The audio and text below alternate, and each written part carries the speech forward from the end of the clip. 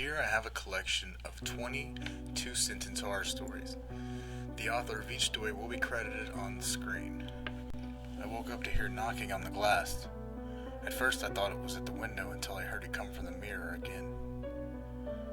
The last thing that I saw was my alarm clock flashing 12:07 before she pushed her long rotting nails through my chest. Her other hand muffled my screams. I sat bolt upright, realizing it was only a dream, but as I saw my clock read 12:06, I heard my closet door creak open.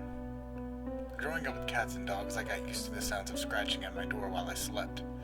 Now that I live alone, it is much more unsettling. In all the time that I've lived alone in this house, I swear to God I've closed more doors than I've opened.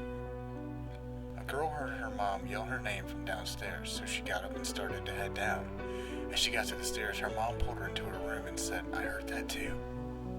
She asked why I was breathing so heavily. I wasn't. My wife woke me up last night to tell me there was an intruder in our house. She was murdered by an intruder 2 years ago. I awoke to the sound of the baby monitor cracking with a voice comforting my firstborn child. As I adjusted to a new position, my arm brushed against my wife, sleeping next to me.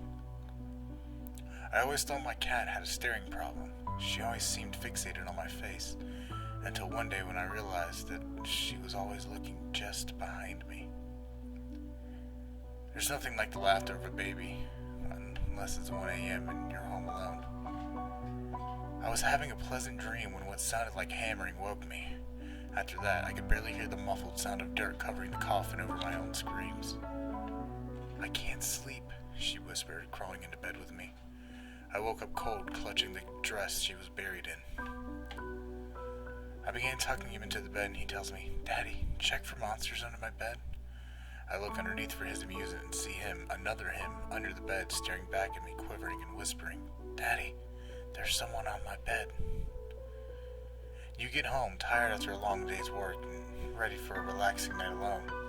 You reach for the light switch, but another hand is already there. I can't move, breathe, speak, or hear, and it's so dark all the time. If I knew it would be this lonely, I would have been cremated instead. She went upstairs to check on her sleeping toddler. The window was open, and the bed was empty. I never go to sleep, but I keep waking up. My daughter won't stop crying and screaming in the middle of the night. I visit her grave and ask her to stop, but it doesn't help. After working a hard day, I came home to see my girlfriend cradling our child. I didn't know which was more frightening, seeing my dead girlfriend and stillborn child, or knowing that someone broke into my apartment to place them there. There was a picture in my phone of me sleeping. I live alone.